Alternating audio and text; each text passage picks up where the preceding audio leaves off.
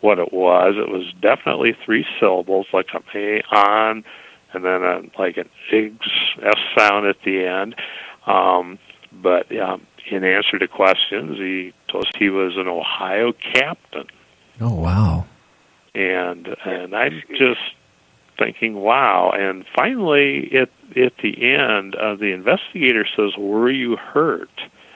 And this is, even talking about it, it kind of gets me going, but just this male scream of almost sheer agony, and then a woman crying at the end, and that kind of took the wind out of her sails, and we left. Now, on the way back, I peppered this poor girl with questions, trying to figure out, were we hoaxed? She seemed very sincere, very knowledgeable, and she had told us the history of the Saxbridge area. It was basically a vast field hospital at the time of the battle. Now, I went home. I'm sorry. That's okay. I got to ask you a question. Okay, so you were staying in a motel hotel. When you went, to go sleep that night, was it hard to sleep after all this stuff that was transpiring? Actually, my grandson and I sat up, and we talked about at great lengths what had happened, and I took notes. I wish that I had recorded.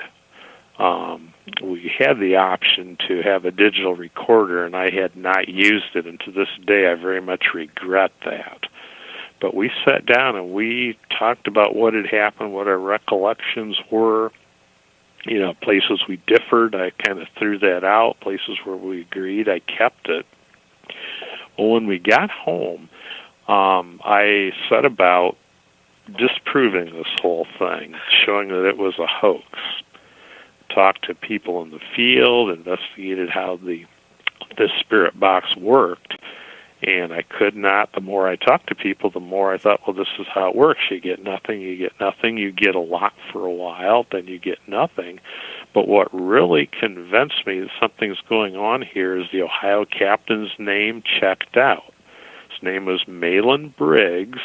He was wounded on day 1. He was on Barlow's Knoll, was severely wounded, captured that day, apparently taken to Saxbridge, and died there on July 3rd. Oh, there were only 7 captains from Ohio who were killed or mortally wounded at Gettysburg, and that name checked out. My mind was blown by that. Well, James, you got anything to say about that?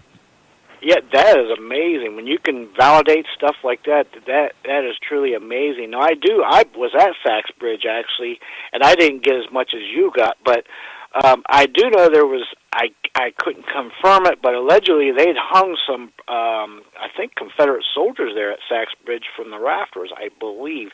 Now, like I say, I couldn't confirm that, and I believe there was a little girl that may have died there, too, but you got way more at Saxbridge than I did. I got a lot more from elsewhere. But, boy, when you can validate names, that's amazing stuff right there. Yeah, that, to this day, I just, that was really a life-changing experience for me. And particularly the fact that I think what validates it in my mind, and I think for some others, is that I went there totally skeptical, not expecting anything. And while it's going on, I'm in my mind, I'm rejecting it. No, this is a hoax. They're trying to pull one over on me. And I'm convinced, no, there was no hoax. This was something very real that happened. Well, they could. Somebody actually could do a little hoax if they had like a little, small FM transmitter or something like that, but from what you're describing, I don't think anything like that happened. No, and it was the SB7 was working like it was supposed to, and I had this in my possession when this was going on. It was going through the stations as it was supposed to, and I'm not aware of any way to electronically sync that in a broadcast. If it's possible, I can't say 100% for sure that it isn't, but to be prepared to play music and to to have researched to that degree. It just seems highly unlikely. That's and what I was thinking. Where Sachs Bridge is, you would see somebody, because it's kind of like I've been there. So they'd have to be close enough to hear what you're doing, and you would see them. So I don't think that could happen there at Sachs Bridge. You know. Yeah, I agree. It would just be almost impossible to pull that off. Well, Don, I got to ask you a question. Didn't you and your grandson or something hear singing to around that bridge or one of the bridges? Well, just the music there that came over the spirit box. Okay. Wow. Yeah, that's what I say. Wow. Anything else strange around Gettysburg that you ran across? Well, the first odd thing we had happen was my wife and I had actually honeymooned in Gettysburg many years ago. We spent an anniversary there, and this was after we'd purchased this house and had a lot going on and were looking into it. And I had read some of Mark Nesbitt's books. I had seen him on television a few times, and I thought, well, I could kind of do something interesting here. I could interview Mark for a story for the newspaper as it was getting near Halloween, but also talk to him privately about what's going on in our house. And had a very nice interview, and he was very kind, shared some of his experiences in his own Gettysburg building, which is very active. And we came away pretty well assured that what's happening to us is pretty run-of-the-mill stuff in our own house. But when I got ready to leave, I took some pictures. I thought it would be nice to have my wife Diane with Mark. And I'd taken several shots of Mark alone, but when Diane sat with him, I went to take a picture, and my camera turned off. Very odd. Nice digital camera. Never had a problem with it. Fresh batteries. This happened several times. I switched batteries out. Was still happening, and Mark Nesbitt starts laughing. I felt kind of foolish, like here I am, I can't even run a camera. And Mark says, that happens here all the time. I did get 2 photographs in maybe 24 tries with the camera not turning off. But then a couple days later, the camera worked fine when we left Mark's. A couple days later, we had been out and about, and we were turning onto Confederate Avenue, and I thought I'd visit Little Round Top. It's a place that had always fascinated me. I had forgotten that the Alabama Monument was just off to our right. And when we came up, as we're approaching, as I had turned onto Confederate Avenue, the song Sweet Home Alabama came on the radio. Yeah, that was neither here nor there. I thought kind of odd, but so here I am. I park in front of the Alabama Monument. It had just stopped raining. The colors were beautiful, fall colors. The dampness really enhanced that. So I get out. This song's playing on my van radio. I go to take a picture. My camera turns off when I press the shutter. Wow. I kept doing this. And now at the time, my mom's from Alabama. I have a number of Alabama ancestors who fought, Confederate and Alabama units. I was not aware of any family at Gettysburg.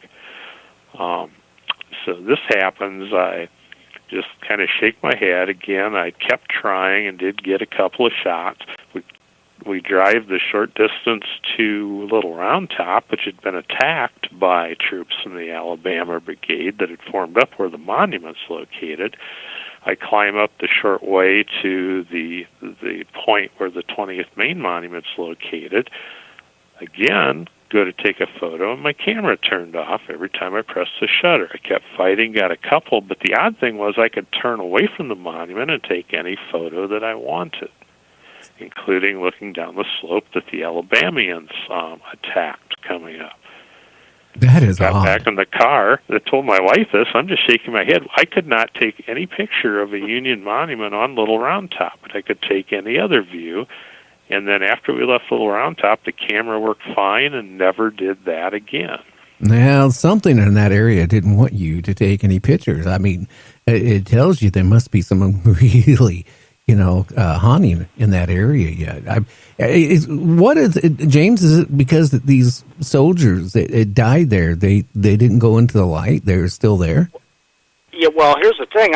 I've been exactly where he's talking about the little round top, and the Confederates did charge up there, and like he said, and there was a lot of deaths right there, and I think what you experienced, and here's the thing, there's a lot of granite around there, and it holds, it's massive amount of granite and stuff, and it holds a lot of residual, plus there's been a lot of deaths there, so there's a lot of intelligent hauntings, and I think what he was experiencing was just a lot of spirit energy gathered there, and it was just distorting and interrupting your camera, pointed at that one direction. I believe that's what was going on. It was just, there's a lot going on where he's talking about. I can relate to that. I think that's what was happening. But yeah, it is residual, off the hook, and intelligent right there where he's talking about. Now, was that you, James, that was talking one time? We were talking about seeing soldiers through the back window of a car or something through the fog, or was that maybe somebody? Okay. We were staying at the Balladary Inn. I stayed there for 2 days, me, my friend Stephen, and Linda Kay. And the road going, and it's just outside of town. It's kind of in the country.